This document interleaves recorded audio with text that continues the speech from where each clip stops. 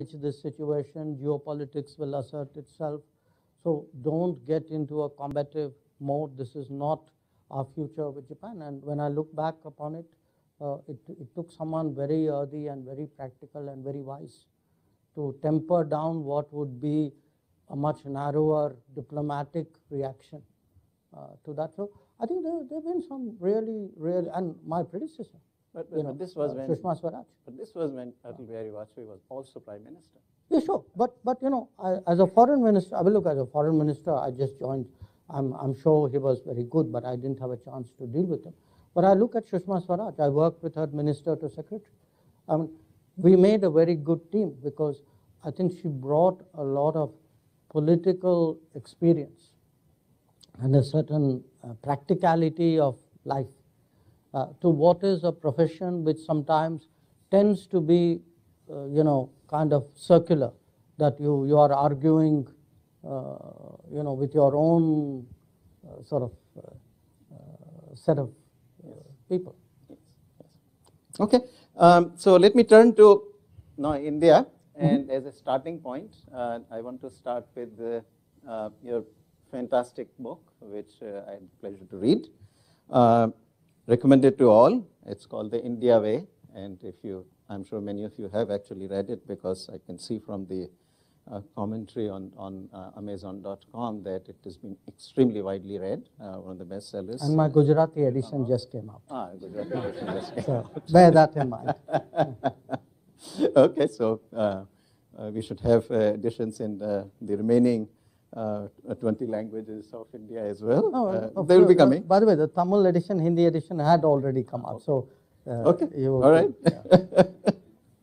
So all right. So in the book, I want to start with something very interesting. You say in the preface, and this is the date of publication is 2020. So I take it. By the time the book came out, you were already the External Affairs Minister. Yes. So this is writing as the External Affairs Minister. The minister says, "It was unsettling to discover, after 4 decades as a professional diplomat, that many of the assumptions on which we had operated were now being called into question." And later on, of course, in the book, you talk about the dogmas of Delhi and so forth and all. In what way the assumptions were coming into question? What were the Delhi dogmas that perhaps were probably the subject of this questioning? Well, if you look, we are now marking 75 years of our independence. Okay. So what we call Azadi Ka Amrit Mahotsav.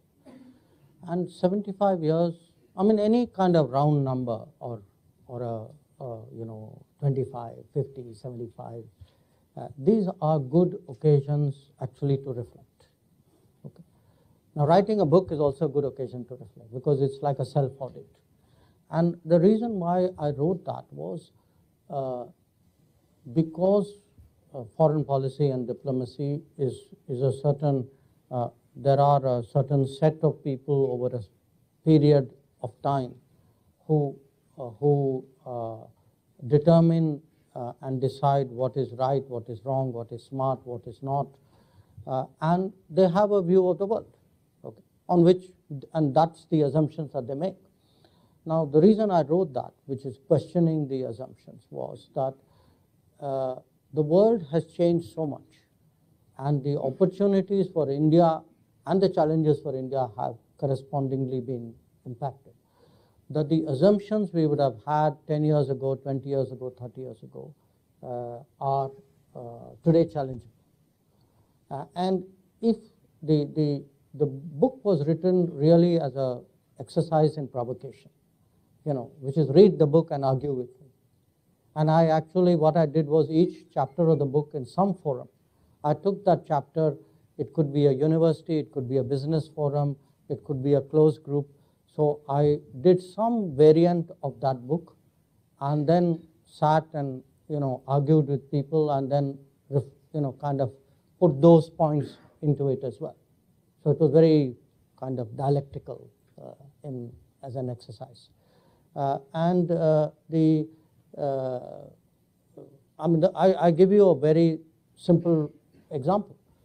Take our attitude towards the United States.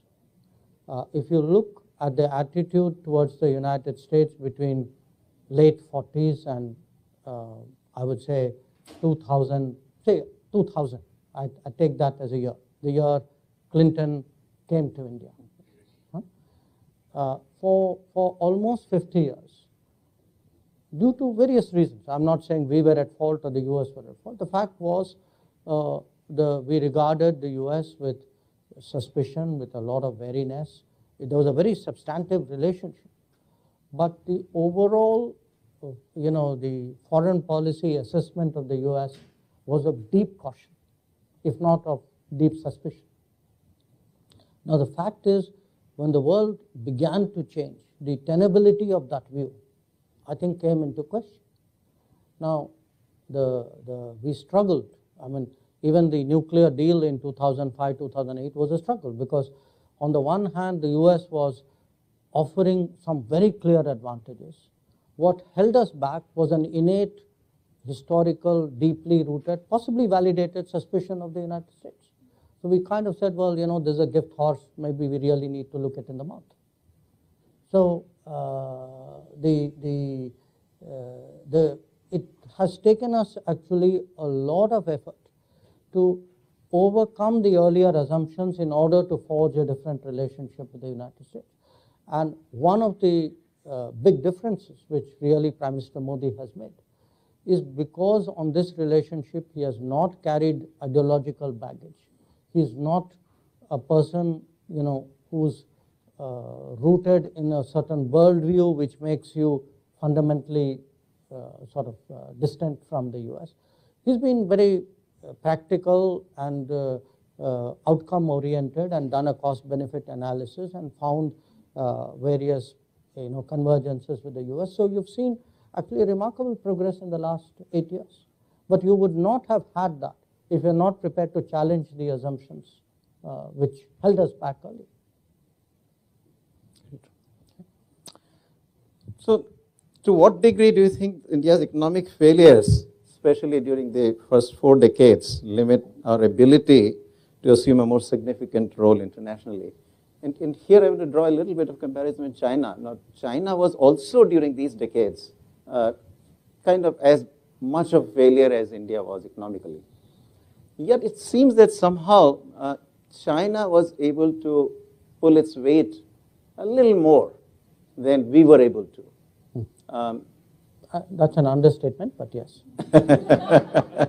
No, seriously, I mean, they are today 5 times your economy. Yes. So I think it's more than a little more. But even if we look back, pre-2000, let's say, or pre-1995, at least one gets the sense that the Chinese were able to pull their weight in those decades a bit more than we were able to.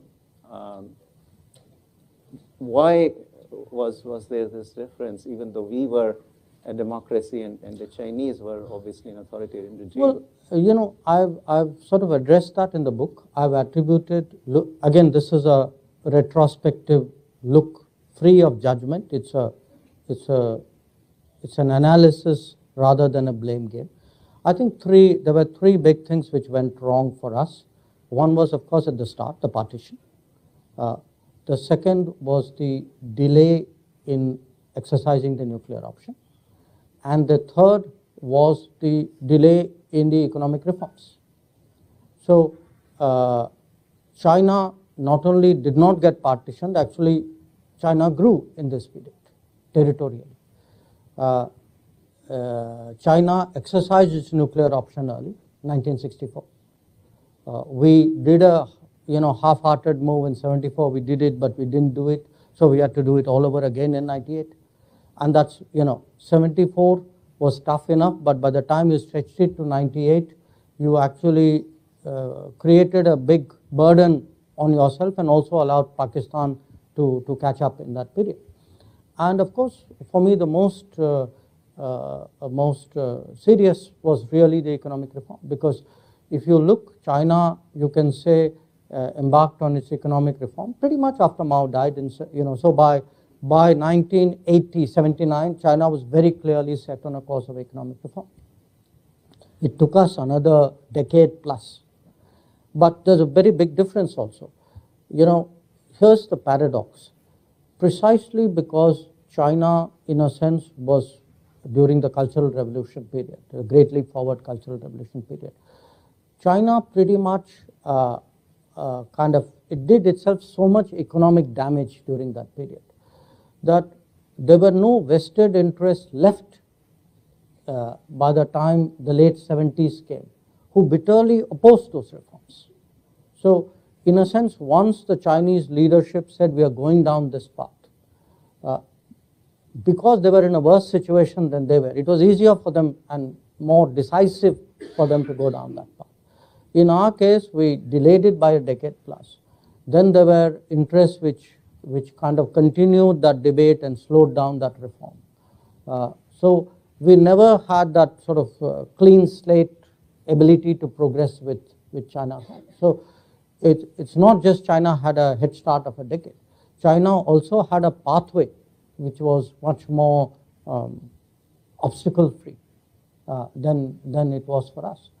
And then I would argue, in many ways, China had a better strategy. Because to me, it's not just that we did 1991, 92 and said, okay, now great, we are launched. I do believe, and I think you and I don't entirely agree on this aspect of it, that our model of of embracing the world was deeply flawed. We did not build our domestic supply chains, we did not support our small and medium industries. We thought the world economy would be fair to us, and therefore the more we exposed ourselves to the global economy, the more we would progress, we would become competitive. I think the reality was that the world economy was full of players who were not market economies, who gamed the world trading rules, who actually, in a sense, used their practices to fundamentally disadvantage our businesses. So we are one of the few economies where our own companies do not get a level playing field. So late start, no clean pathway, a lot of domestic lack of support, not the right vision. I think these were all factors. And I think today, correcting that, I mean, to me, the Atmanirbhar Bharat is not a slogan. It is actually a corrective of a flawed model of globalization that we pursued for more than 2 decades, and I think which has not served our country well. I think you're right. We will disagree on the second part of it. But let me emphasize on the first part. I think that I completely agree that very spot on. That the way I put it to my students in the classroom is that, socialism and democracy interacted very differently than socialism and authoritarianism did in China. In India, because of democracy, it was much harder to change, and the opposite kind of forces really came through. I'm not being a contrarian, but I might even challenge that. I mean, not historically. I don't believe being a democracy is an obstacle. I don't believe it's a disadvantage. I mean, look, I'm just giving you the last 3 years. Okay, 3 years which I have seen as a politician and a minister, and I look at what has happened in India in the middle of COVID.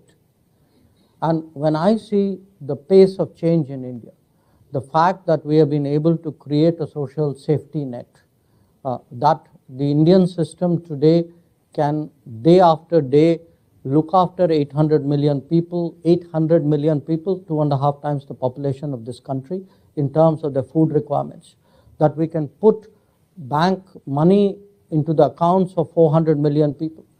The fact that today we can actually create a health system which people felt is something which a low-income economy cannot do. The fact that we built 25 million houses, and if you take average size of 4.8 as a family size in India, that means you really given houses, home ownership to 100 million people. And all of this is done in a democracy.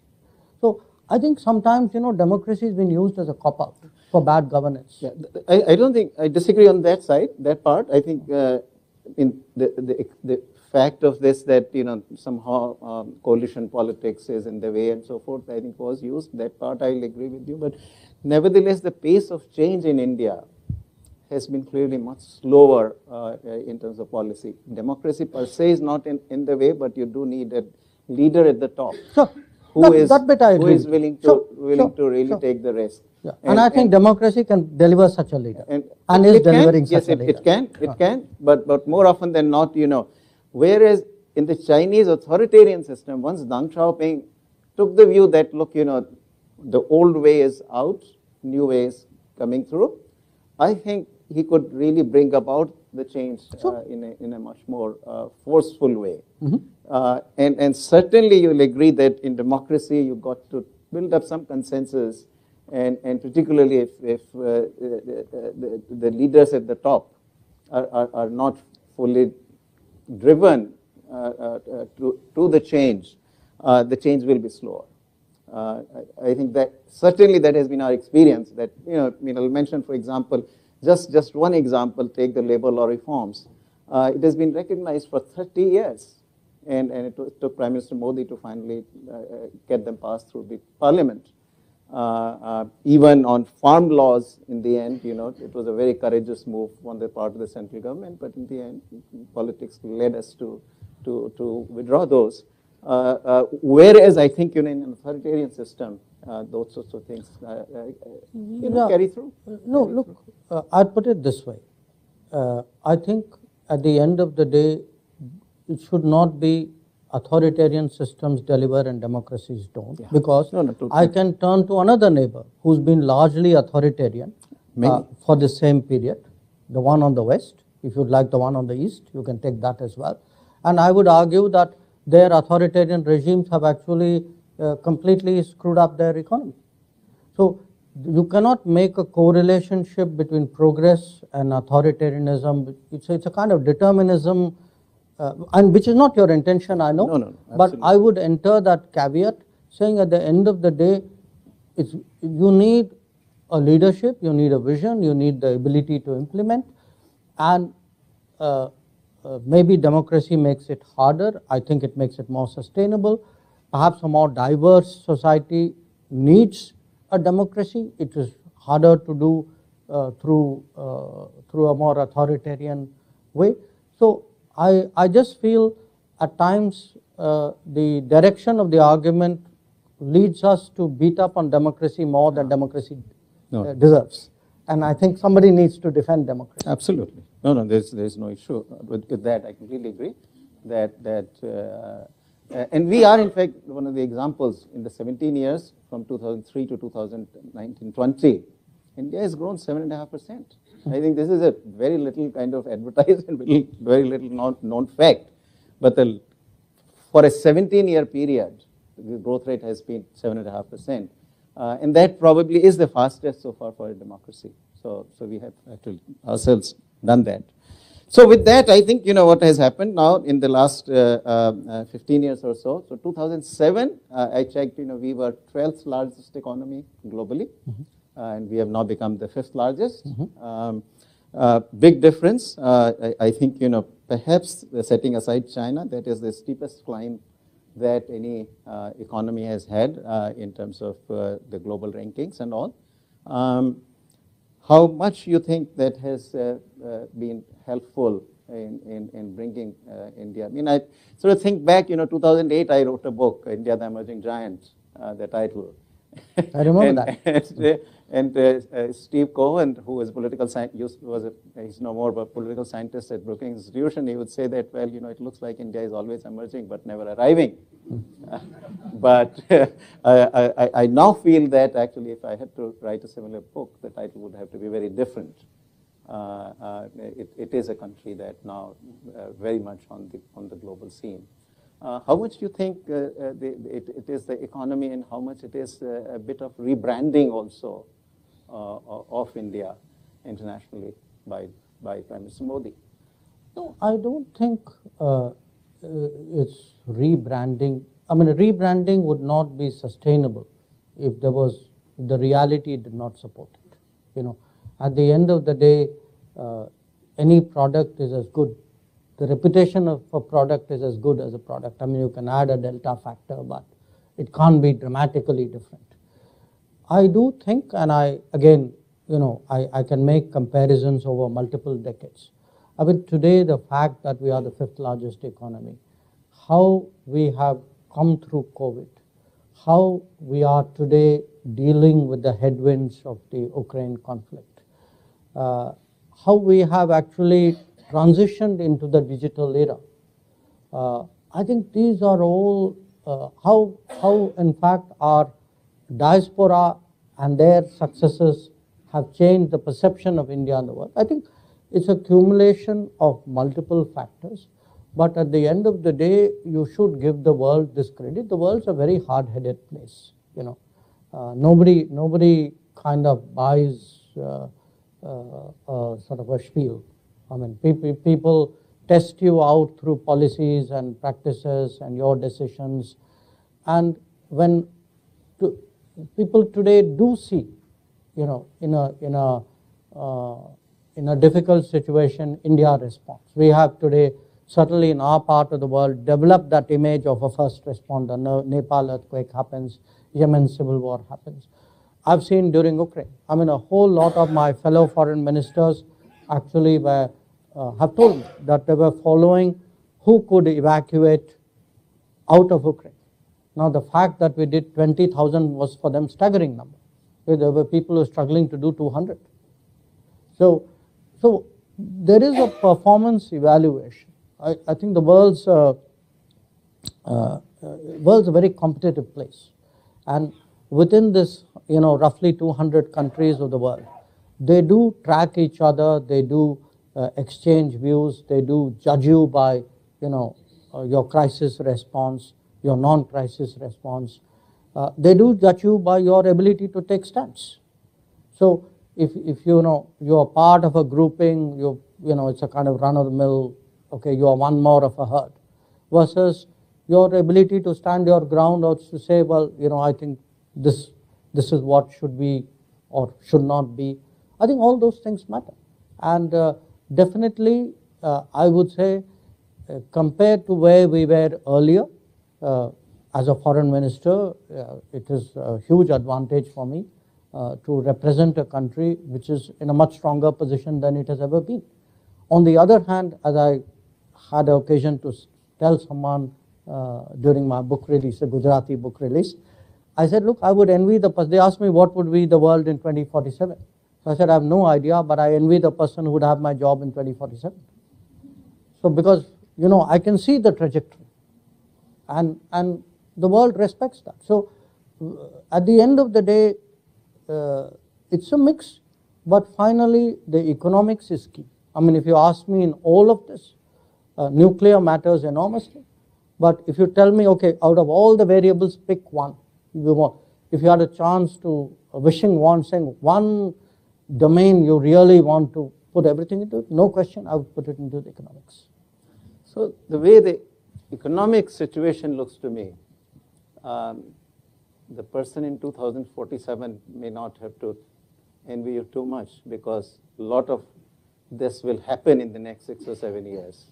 And let me just give you the background of why I said this. I think, well, today we are already 5th largest. A lot of restructuring has happened in the last 2 or 3 years in the economy. The way it looks, I mean, that's an area I sort of know and understand well. And the way it looks to me is that the kind of restructuring that had happened during the last few years of Prime Minister Vajpayee, with a massive kind of macroeconomic reforms, the recapitalization of the banks, and and that led to this massive investment cycle, which really carried the economy ultimately to about 8% plus growth for several years. I think something very similar to me, we'll see how it unfolds, and I may prove wrong, but something very similar is underway currently. First, the restructuring has happened. You begin to see the signs now, the kind of recovery that we have seen in this last quarter, for which the data came. The economy jumped 13.5%.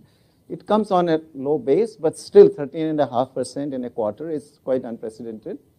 Unemployment figures actually completely reinforce that. India now at last putting out the unemployment figures at fairly fast pace and in a timely fashion. So we have unemployment rate, urban unemployment rate for the quarter, same quarter, which is the second quarter of 2022. It is the lowest actually since 2017-18 when this periodic labor force survey got started. Investment rate during that quarter is about 34.5% of the GDP, quite unprecedented in the last about 15, 20 years. So all the indicators I see suggest to me that now the economy is really about to take off.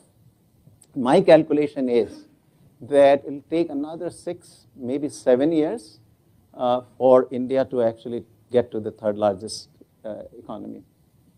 At that point, of the 3 largest economies, 2 largest will be developing countries. 3 out of 4 largest economies will be in Asia. So it seems to me that what you are perhaps thinking might happen in 2047 is not very far away. It is going to happen, at least economically. And that's where I want to sort of get your comments on, how you see this is going to impact, because you will still be the External Affairs Minister at the time. Well, I don't know about that, but look, I think those are very sound points you have made. But in addition to that, I can think of the known unknowns and the unknown unknowns. So I can imagine that in the course of this decade, there will be factors, good and bad, which we have not actually calculated upon. Look at the problems we are facing today. If I told you even a year ago that we would be worrying about not just the price, but actually the availability of fuel, of food, of fertilizer, nobody would have thought this.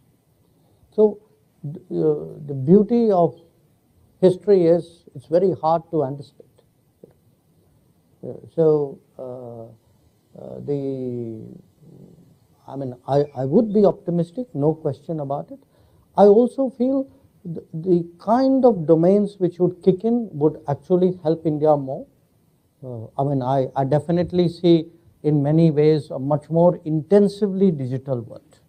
It is really how much of a role it has in shaping your everyday life, shaping governance. And I think many of these, India would embrace those changes much more naturally. It's that, in a sense, the least developed has the least to lose in embracing change. So we have shown in many areas we've actually been very fast embracers of change, which is very different from that initial economic period where I was comparing India and China. China embraced that change in the 1980s because it had less to lose. So I see your point. I share your optimism. I have no question by the end of the decade we would be in a very different place. But I would still say you are hitting about third gear out there. It's really when your incomes, per capita income starts to go to a much higher level.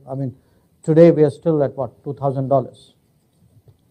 When you 2020. Yes. So when you hit 2,200. Yeah. So when you start hitting the 10,000 plus zone, as China has done, then it's a really different ballgame. Okay, let me just ask one more question, and then we'll open it to the audience here. So I return to your book, and this is how you describe, I think, the strategy. This is a time for us to engage America, manage China, cultivate Europe, reassure Russia, bring Japan into play, draw neighbors in, extend the neighborhood, and expand traditional constituencies of support. That's exactly Comment. what I'm. That's in essence what we've been doing. You know, mind you, it's not been easy. I mean, managing China hasn't been easy. Reassuring Russia hasn't been easy. Getting Japan into play hasn't been easy. So, you know, those are the natural challenges of a changing world. But I was trying for a kind of a lay reader really to sum up the multiple directions which we would have to address in different ways. So, you know, life diplomacy is not linear, it's not unifocal.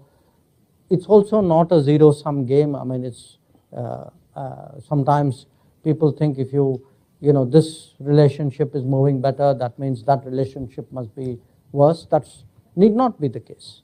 I mean, I think a lot of that depends on our strategy and our skills. So the thrust of what I was projecting was a kind of a development along multiple axes towards multiple centers, multiple poles, multiple regions. And that requires an enormous dexterity. That it's like having multiple balls up in the air and you've got to keep it going. And, you know, well, I'm really getting into mixed metaphors, but it's like a high trapeze act with multiple balls in the air. And, you know, you've got to keep getting better and better at it if you really want to progress. And in an interesting way, I would suggest that this year has been a demonstration of it. That, you know, we have had challenges in the Indo-Pacific. We've had challenges in Eurasia. We have tried to kind of effectively address both. We are today seen even more strongly than before as speaking up for the interests of the global South. But we are also seen as actually a deeply democratic power which has underlined the values, you know, the relevance of democracy, which looks today as you know, in the digital domain at the importance of trust and transparency. We are also seen as a additional engine of growth which is trying to make supply chains more reliable and resilient. So you have like multiple roles, multiple targets, multiple relationships, and it's like a, you know, it's like a 360 which you got to keep doing. Perfect. Okay, so we'll open up. Just one thing before all of you raise your hands. I really want to give first chance to the Columbia students and faculty. So please, especially if you're from media, don't try to be the first. Just hold your questions. You get, you know, chances to ask these questions to the minister in many different forums. So students, all right? Okay, let's come here. Yes. There is microphone. So.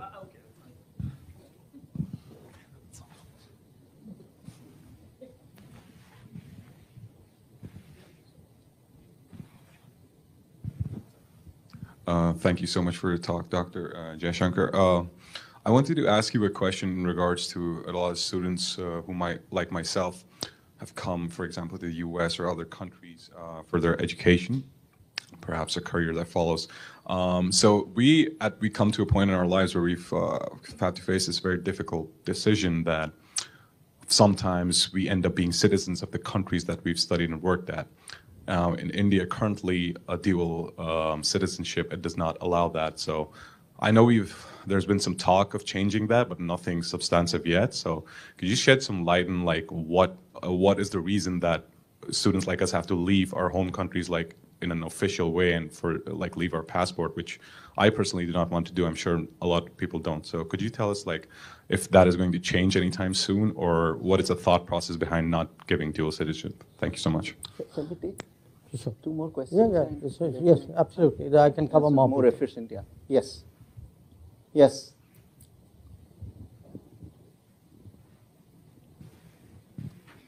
Vivek, there is one extra microphone you can pick up from there, and maybe somebody can help us. मंत्री doctor Jaishankar जी नमस्ते।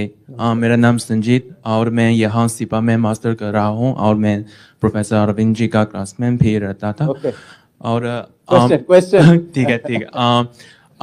अगस्त में आपने तो Asia society संस्थान के शुभारंभ के अवसर पर आपने टिप्पणी की कि आपने चीन भारत संबंध और एशिया सेंट्रिक में जोर दिया और आपने कहा कि मैनेजमेंट ऑफ कॉन्ट्रडिक्शंस बहुत ज़रूरी है, पर आपने भी कहा कि क्वोट अच्छा है क्योंकि तो क्रॉस रीजनल कोऑपरेशन के लिए, लेकिन लोग मानते हैं कि क्वोट चीन के विरुद्ध करते हैं, इसलिए तो ये कॉन्ट्रडिक्ट आप कैसे संभालेंगे और क्वोट की दृष्टिकोण से भारत का नॉन अलाइंड ट्रेडिशंस हम कैसे समझें as a international affairs student? धन्यवाद।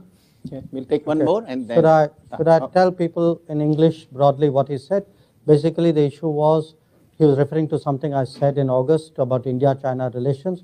How will you manage the contradictions in India-China relations, and really where does non-alignment fit into it? Okay. Good morning. Good morning, Doctor. Thank you for your words. I'm from Mexico, and I think economically speaking, our countries are very similar in some aspects. So I would like to hear your opinion on how can we improve economic growth without making inequality get bigger in our countries, which I think is a big issue. Thank you. Okay. Let the minister answer, and then we'll Okay. take one more round. That's all. Sure. First, on the dual citizenship, I think in a way, governments in India have recognized the dilemma of people like you. So they have started during Prime Minister Vajpayee's time. They have tried to create a particular category which will allow you to be a citizen of another country but yet have a very privileged association with India. So, we started with two, it was a PIO, Persons of Indian Origin card, and overseas citizen of India. So we've now combined it, made it into a single program. So we have to recognize today that the world is a workplace for Indians, and it is very likely in a greater knowledge economy kind of world, more and more Indians will look for jobs abroad or look for study abroad. There are, after all, today more than 1 million Indians who study abroad. The attempt is to find a middle ground between your predicament and our regulations. Now you'll ask me, therefore, why do you have those regulations? The reason is, if you look at the challenges, the history of India, the partition, the complexity of what we face, for us to move into dual citizenship is not something which can be readily and easily and securely done. I think there are considerations which would urge caution as well. So it's something people have gone into very deeply. Now, having said all that, by the way, what I know of this country, you can easily work here and prosper here without changing your passport. So that's also a suggestion I would leave with you. Regarding the India-China contradiction. Look, it is, for me, I look at it from a political science perspective, but also a larger historical perspective. You had, in our times, the biggest change we have seen in the world is the rise of China. No question about it. Okay. Now, what that has done so far is it has, because of the comparison, it has, in a sense, shall I say, mitigated somewhat the dramatic rise of India, which is a point which Professor Panagariya was, in a sense, also making. That if you evaluate India on its own merits, how much we have progressed, the growth rates which he was speaking about, is fantastic. But then you have China, which has risen faster, more dramatically in the same time span. The issue for us today is, how do two rising powers in absolute proximity to each other find a modus vivendi in a dynamic situation? That's a very, very complex problem. And in history, actually there are very few analogous situations. Powers have arisen with a gap or with a space, a geographical space. It's easier to deal with that kind of situation. So I was also using the occasion to really send out a message that it's in our mutual interest that we find a way of accommodating each other, because if we do not, the whole idea that, Asia, the rise of Asia is contingent on the two biggest economies of Asia getting along with each other, or the three biggest economies of Asia getting along with each other. Now, how the, non-alignment, I would actually say, rather than necessarily use that term, I do think the world today requires independent countries, independent-minded countries who take positions. My sense is the politics of the last 6 months has shown that there is a space out there for countries, who are not part of a very polarized scenario. So I think that demand in the market, you can say, is still very, very strong. The Mexico, the question about equality, growth and inequality, it is a big issue. It is a big issue, and you have today two kinds of inequality. Obviously, inequalities within societies and inequalities between societies. And I would argue that the globalization mantras of the 1990s and the first decade of this century are today stand severely challenged. And this is not an intellectual argument. I mean, if you see the politics of the world, if you see what happened in this country in 2016, or what has happened in Europe, what happened in Brexit, I mean, all these are examples today that of a belief in societies that globalization is not working well for them. And one of the main reasons for that is a perception that globalization has been very unfair and very unequal. And if it is to be sustainable, there has to be a fairness element injected into both interstate transactions and intrastate development. And I think that's a challenge which societies like Mexico and India do face. Okay, I think we can take only one more question. Let's take it here. Yeah, go ahead. We can take a round. Huh? We can take a round. I've got to leave. Can we do a round? Okay. Yeah, so, Minister. Okay. So Thank. Wait. I never called for you. Okay. Sorry, you can't do that. Yeah, just because you get the microphone doesn't. So.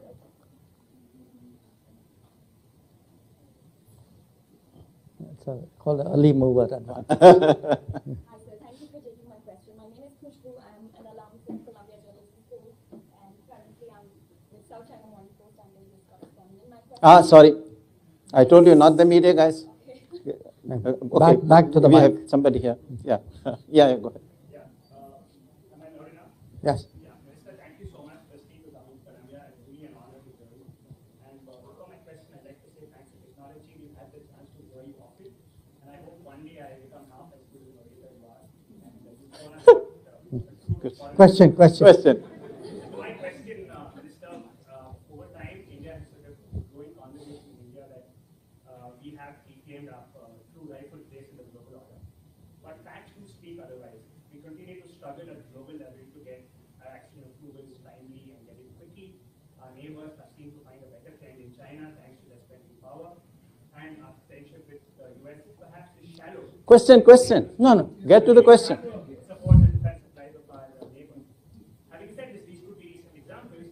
Having said this, don't you think that our foreign policy is more rhetoric than substance? Maybe we are claiming much more than we actually do, and that's something that we're hoping that you can have your comment. Suppose I said no, would that answer your question?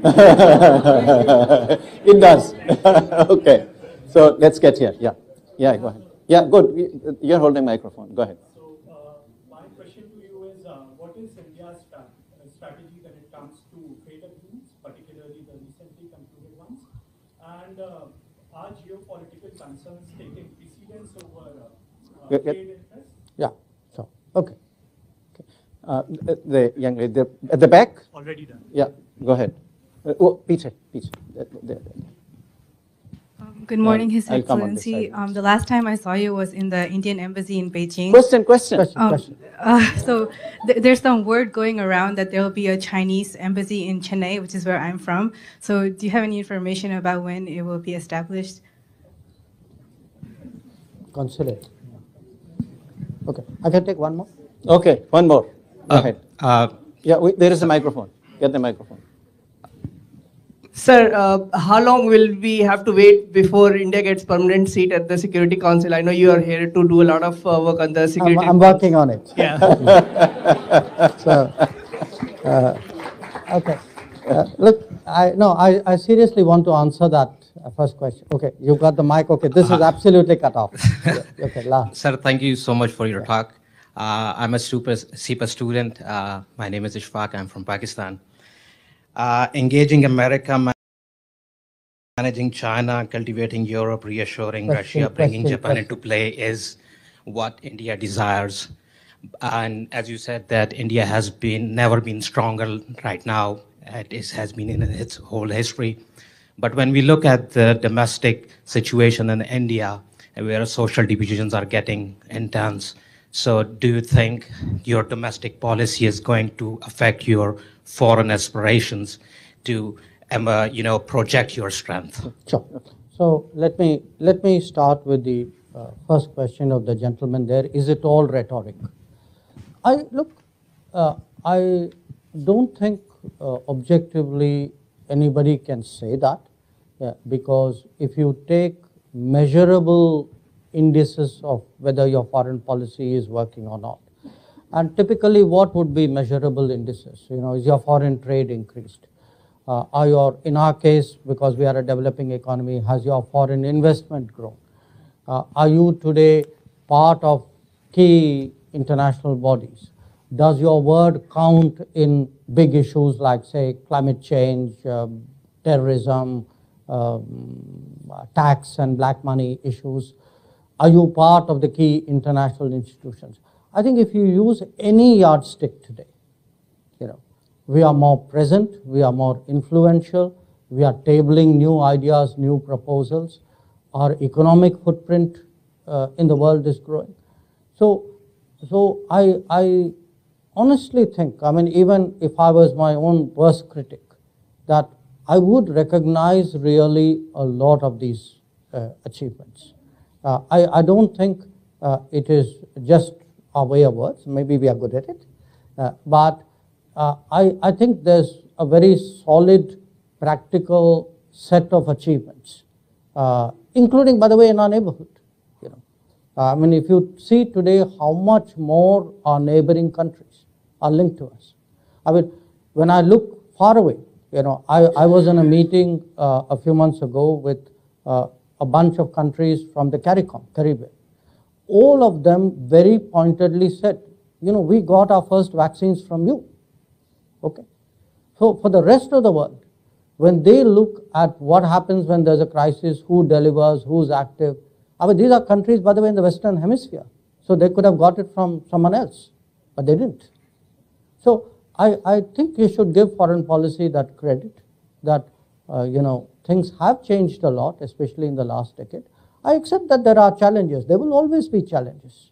As I said, India, China, how do we compete? Where do we collaborate? Where do we contest? It will be there. Nobody is going to give us a free pass. That's not the way world politics works. So, but I have the confidence today to compete.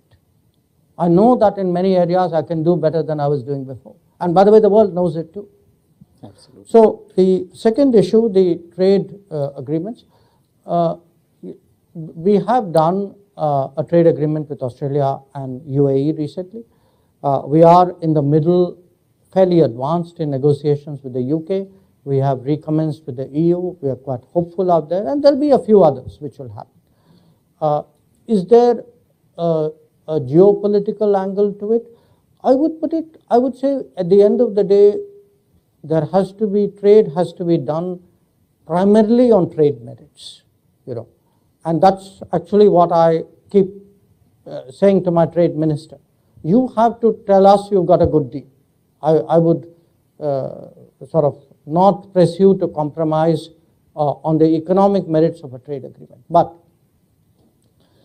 trade agreements also have to understand the politics and the systems. And I would argue that's been one of our challenges, that if we are actually opening our economy to others who are non-market, who have support systems which advantage them hugely, who can actually wipe out sectors of your economy, who can build huge commanding market shares, then I cannot disregard the politics of it, because the fact is countries have today weaponized trade, they have weaponized finance.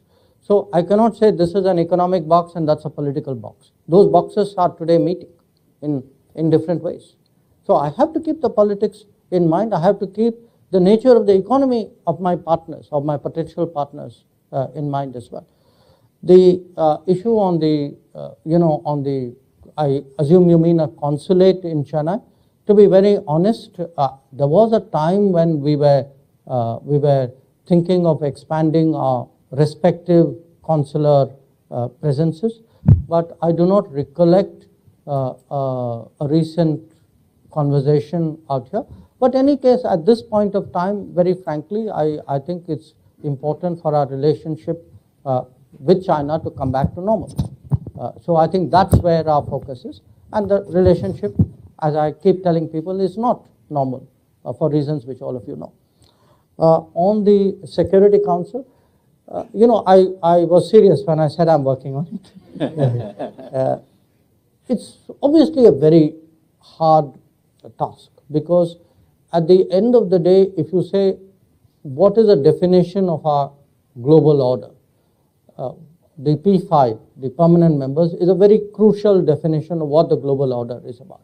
So it's a very fundamental, very deep sort of transformation that we are seeking. We believe the transformation is overdue, because this was the UN is a product which was devised 80 years ago. And 80 years ago, by any standards of human creativity, is a long time ago. And if you look, the number of countries, independent countries, have quadrupled in that period. And the